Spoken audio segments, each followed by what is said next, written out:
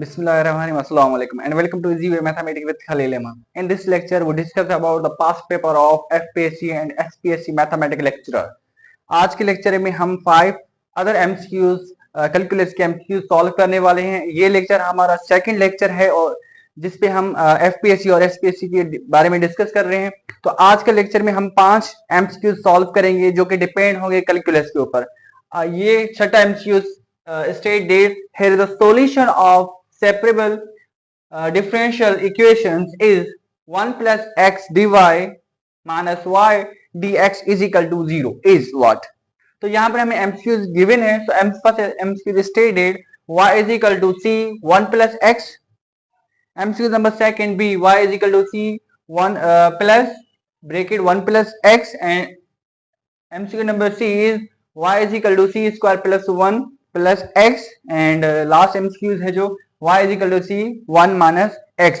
तो कहता है यहाँ पे हमें सेपरेबल इक्वेशंस गिवन है, तो सेपरेबल इक्वेशंस किसके बराबर होगी वो बताइए इन 4 MCQs पे। तो हम इसको सॉल्व करके देखते हैं। तो ये किसके बराबर आएगी? यहाँ पे सेपरेबल इक्वेशन है हमारी, तो 1 plus x is equal to dy minus y is equal to d of x. So here is equal to 0 है। तो सेपरेबल इक्वेशन में से क्या करते हैं, x की वैल्यू जो वैल्यूज है वो अलग करते हैं, y की वैल्यूज जो हैं वो अलग करते हैं।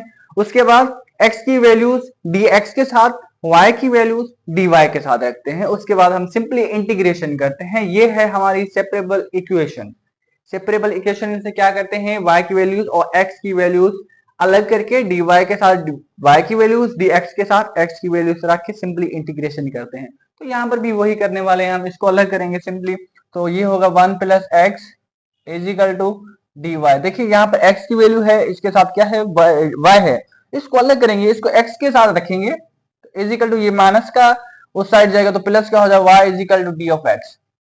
अब ये y है तो dy के साथ आना चाहिए, ये x है तो वो dx के साथ आना चाहिए। इसको रीअरेंज करेंगे, क्रॉस कर देंगे, तो जब क्रॉस करेंगे तो ये हो जाएगा dy upon y, okay, is equal to dx upon 1 plus x हो जाएगा।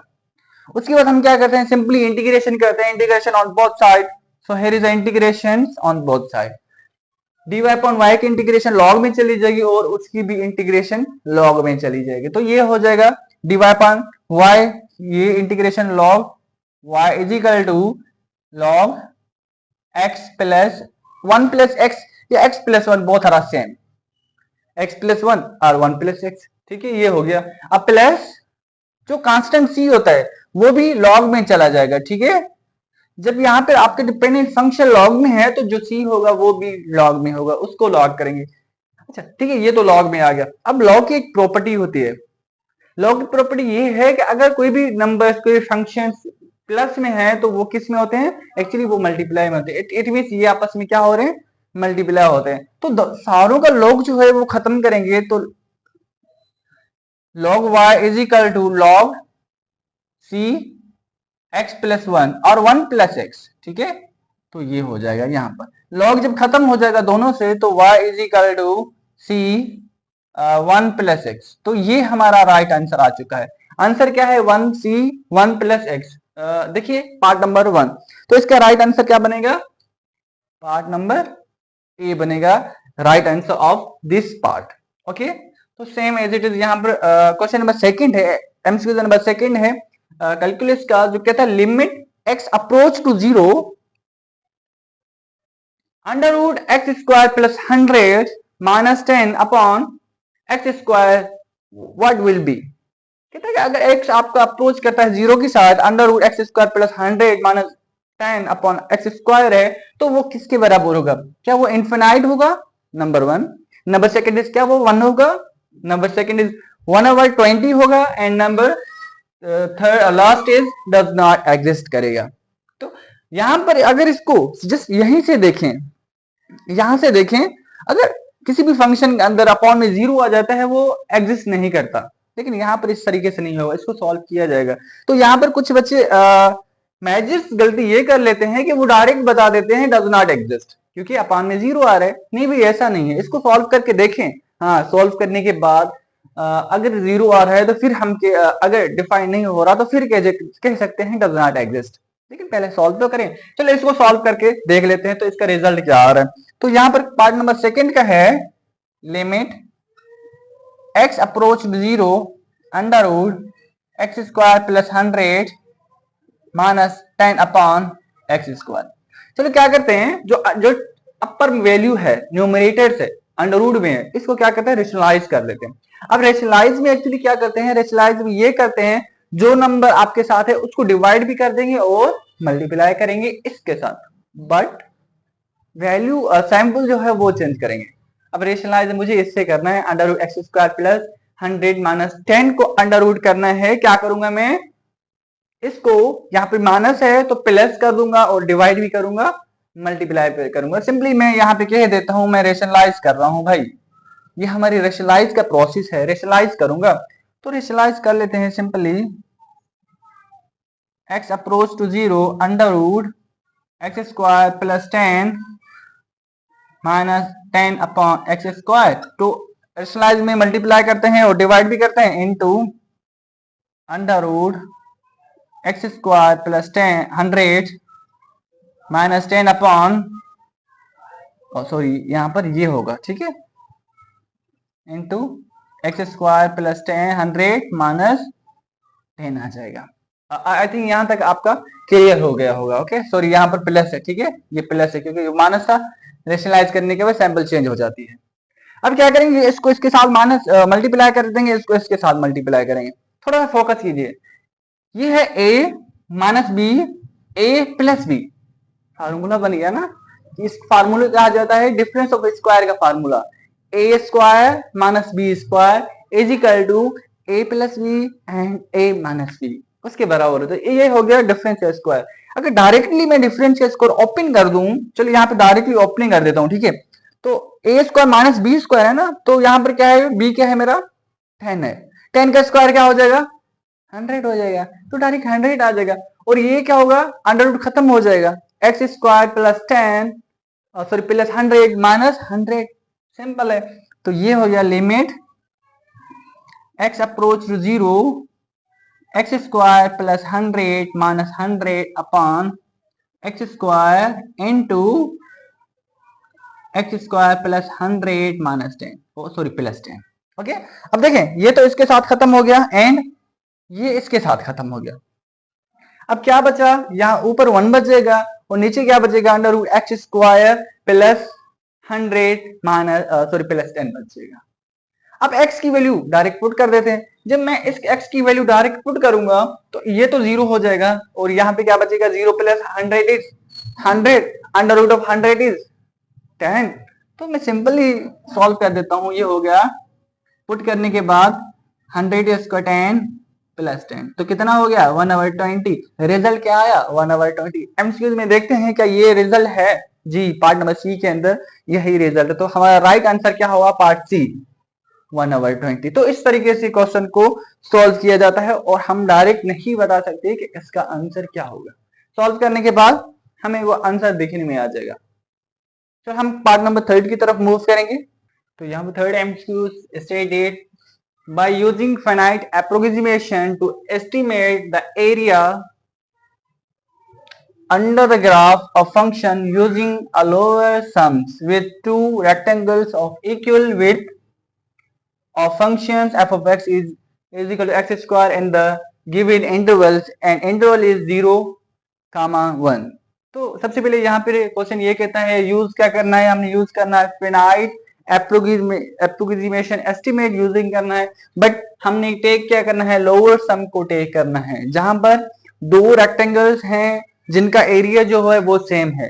We have two rectangles and the area of rectangle must be are equals. Okay तो यहाँ पे फार्मूला कुछ यूज करने से पहले ये देख लेते हैं, दो रेक्टेंगल्स हैं तो हम लोअर सम बना लेते हैं। तो एक सम बना लेते हैं, देखिए इंटरवल इज 0, 1। तो इसको क्या करेंगे, एक डिफरेंस फाइंड कर लेते हैं। Find first word difference. Okay difference is b minus a, b is 1 minus 0, 1 minus 0 and divided by 2। 2 क्यों, क्योंकि टू रेक्टेंगुलर एंगल है ना, इसलिए डेट्स डिवाइडेड बाय 2। क्या डिफरेंस आ जाएगा यहाँ पर 0, 5, this is the difference. Okay, तो डिफरेंस के बाद हम क्या करेंगे, एक एरिया बनाएंगे भाई। देखिए 0 से लेकर एक इंटरवल से बना लेते हैं, 0,0.5 एक इंटरवल से ये आ गया, और दूसरा इंटरवल क्या होगा 0.5 से लेकर 1 तक इंटरवल्स आ गया, दो इंटरवल्स आ गए हमारे पास। लेकिन उसके बाद क्वेश्चन क्या कह रहा है कि लोअर सम को पिक करना है। तो अब बताइए यहाँ पे दोनों से लोअर सम कौन सा है, 0 से लेकर 0.5 तक या 0.5 से लेकर 1 तक। तो वैसी बात है, पहले वाला ही क्या है हमारा लोअर सम है, तो ये वाला आ गया लोअर सम्स के लिए। अब इसको क्या करेंगे, 0.5 is lower and sorry 0,0.5। Okay, तो यहां तक आई थिंक बहुत इजी था, बात समझ आ गई होगी। इसके बाद क्या करना है, फंक्शन के अंदर ये वैल्यूज पुट करनी है। पहले ये वैल्यू पुट करेंगे, उसके बाद ये वैल्यू पुट करेंगे। और फंक्शन क्या है हमारे पास, F of X is equal to X square. So F of 0, पहले ये वैल्यू पुट करो, is equal to 0 square is 0। F of 0.5 is equal to 0.5 का होल स्क्वायर, इट मीन 0.25। तो ये आ जाएगा हमारे पास। यहां तक तो क्लियर होगी ना बात, तो बहुत इजी है। अब लोअर सम का फाइनाइट एप्रोक्सीमेशन का फार्मूला क्या होता है, एक्चुअली फार्मूला होता है difference into sum of intervals. Okay, sum of intervals ये आगे आपके पास दो अपनी जो फाइंड किए हैं वो वाले। तो डिफरेंस क्या है 0.5 एंड पहले का रिजल्ट क्या है 0 प्लस 0.25। ठीक है, तो यहां पर 0.5 इंटू 0.25, जब हम इसको मल्टीप्लाई करते हैं तो रिजल्ट हमारा क्या आ जाएगा 0.125। तो राइट आंसर इज 0.125। तो यहां पर देखिए, तो पहले ही ऑप्शन है हमारा राइट आंसर है, जिसके रिजल्ट है 0.125। तो this is the right answer of this MCQ. तो now part number 4। So here is the part number 4 stated. तो ये बहुत इजी है। कहते हैं कि अगर कोई आपके पास फंक्शन है जो कि कंटिन्यू है, ठीक है, हर पॉइंट पर आपका फंक्शन क्या है, कंटिन्यू है और बाउंडेड भी है। ठीक है, बाउंडेड के पॉइंट पे आपका फंक्शन कंटिन्यू है और जो फंक्शन है वो एंटी डेरिवेटिव है उसी पॉइंट के ऊपर। फंक्शन कंटिन्यू भी है और क्या है हमारा, और उसी पॉइंट के ऊपर एंटी डेरिवेटिव भी है। इट मींस डेरिवेटिव भी है और इंटीग्रेशन भी हो जाता है, कंटिन्यू भी है। तो अब ये बताइए, इंटीग्रेशन भी हो जाएगा इजिली, ठीक है, और कंटिन्यू भी है बाउंडेड के अंदर।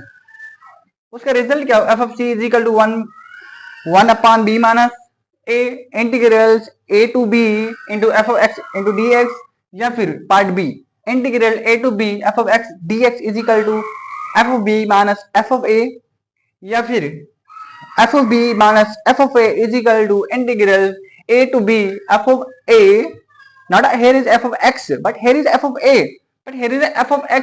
बहुत सारा डिफरेंस, सिर्फ यहां पर डिफरेंस आ रहा है, ठीक है, और सेम ही है f of a into dx and part d is a is equal to integral a to b f of x and dx।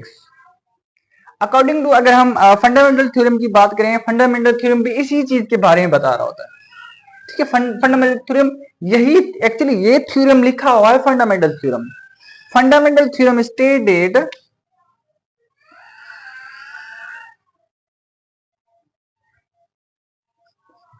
so here is a fundamental theorem state that if f is continuous at every point but given a bounded a to b, ठीक है, and f is any antiderivative of f on same intervals, the function must be is equal to a to b f of x dx is equal to f of b minus f of a। तो ये है हमारा fundamental theorem. अब देखिए ये किसके बराबर है, पार्ट बी के बराबर। तो हमारा यहाँ पर राइट आंसर क्या है, according to the fundamental theorem the right answer is B. तो इस तरीके से इस क्वेश्चन को हम सॉल्व करेंगे। तो हमारा लास्ट क्वेश्चन रहता है 5 इस जो है लेक्चर का, तो वो समझिए हम लेक्चर को वाइंड अप करते हैं। चलते हैं हम एमसीक्यू नंबर 5 की तरफ। So here is MCQ number 5 stated integral is, so integral is x cube plus x whole power 5 into 3x square plus 1 with the help of dx will be। कहता है कि अगर इस प्रोडक्ट फंक्शन की integral करें तो क्या result आएगा। तो हमारे पास 4 ऑप्शंस गिवन है। Option number first x cube plus x whole power 6 upon 6 plus c। So MCQ part number C, x cube plus x whole power 6 plus x square upon 6 plus c, and part number C is x cube plus x whole power 6 plus x upon 6 plus c, and part number D is x cube plus 6 plus x whole power 6 plus x cube upon 6 plus सी। तो यहाँ पर एक simple integration है इस question के अंदर, इस MCQs के अंदर सिंपल इंटीग्रेशन है। तो इसको with the help of substitution method solve करेंगे। तो देखेंगे सब्स्टिट्यूशन में क्या होता है, दो प्रोडक्ट में फंक्शन गिवन है, तो दो प्रोडक्ट में फंक्शन यहाँ पर हमें नजर आ रहे हैं। तो क्या करते हैं, लेट सपोज लेते हैं। एक ऐसा फंक्शन आप लेट सपोज लें जिसका डेरिवेटिव आगे पड़ा हुआ हो। आप ऐसा फंक्शन हम सपोज लेंगे जिसका डेरिवेटिव आ जाएगा। तो यहां पर देखिए अगर मैं लेट सपोज इस फंक्शन करूं एक्स क्यूब प्लस एक्स, इसको लेट सपोज करूं तो इसका जो फंक्शन ये वाला है ये क्या हो जाएगा, ऑटोमेटिकली कैंसिल हो जाएगा इसके साथ। इट मींस क्योंकि ये इसका डेरिवेटिव है। तो हम लेट सपोज लेते हैं। If let, so take the suppose of, so here is the let suppose u is equal to x cube plus x. मेरा जो u है वो इसके बराबर है। अब मैं क्या करूंगा, इसकी डेरिवेटिव करूंगा, डेरिवेटिव ऑन बोथ साइड। जब मैं डेरिवेटिव ऑन बोथ साइड करूंगा विथ रिस्पेक्ट टू x, ये हो जाएगा du upon dx is equal to 3x square plus 1।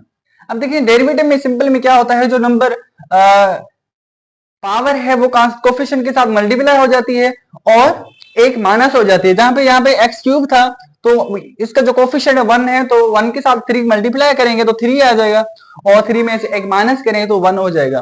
तो हियर इज 3x स्क्वायर हो जाएगा, और x की जो डेरिवेटिव है वो 1 होती है, तो ये आ जाएगा। अब यहां पर देखें ये, तो ये इसके बराबर आ जाएगा, ये हो गया सेम एज इट इज, क्योंकि ये इसकी डेरिवेटिव है। अब इसको ट्रांसफर कर दें इस साइड पर, ये यहाँ पे डिवाइड हो रहा है, सिंबल उस साइड जाएगा, मल्टीप्लाई हो जाएगा। So here is du is equal to 3x square plus 1 d of x के बराबर हो जाएगा। तो जो du है वो किसके बराबर है, वो बराबर है 3x square plus 1 into dx के बराबर हो जाएगा। अब सिंपली क्या करना है, इसकी जगह पर हम रखेंगे जस्ट ओनली du।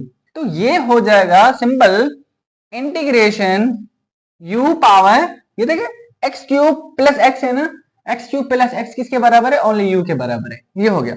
और होल पावर क्या है, 5 है, होल पावर 5 सेम मैंने दे दी, and 3x square plus 1 into dx किसके बराबर है, ओनली du के बराबर है, ये हो गया du आपका। अब सिंपली इंटीग्रेशन है। अब क्या करें, इंटीग्रेशन में पावर ऐड करते हैं और वही पावर डिवाइड भी कर देते हैं। यहाँ पर पावर 5 है, एक पावर ऐड करेंगे, 5 प्लस 1 इज 6, और वही 6 क्या करेंगे, डिवाइड भी कर देंगे। तो ये हो जाएगा u power 6 upon 6 and plus c is a arbitrary constant. अब बेक सब्स्टिट्यूशन कर लेते हैं। बेक सब्स्टिट्यूशन क्या होता है, जो आपने u जिसके बराबर लिया हुआ वो उसको बेक कर लीजिए। Now back substitution is that u किसके बराबर है, वो बराबर x cube plus x whole power 6 upon 6 plus c। अब ये हमारा है एक्चुअली रिजल्ट। अब ये देखिए ये एमसीक्यू नंबर कौन सा है, यहाँ पर देखिए x cube plus x whole power 6 upon 6, it means part number A है। तो हमारा राइट आंसर क्या हो जाएगा, ए हो जाएगा। तो इस टाइप्स के अगर क्वेश्चन आ जाएंगे तो ये इस तरीके से, इस मेथड से, ये इस टेक्निक से सॉल्व करते हैं। आई होप कि आज के जो लेक्चर है वो आपको अच्छी तरीके से समझ आ गया होगा। If you have any curies you ask in comment section. तब तक इजाजत दें, अल्लाह हाफिज।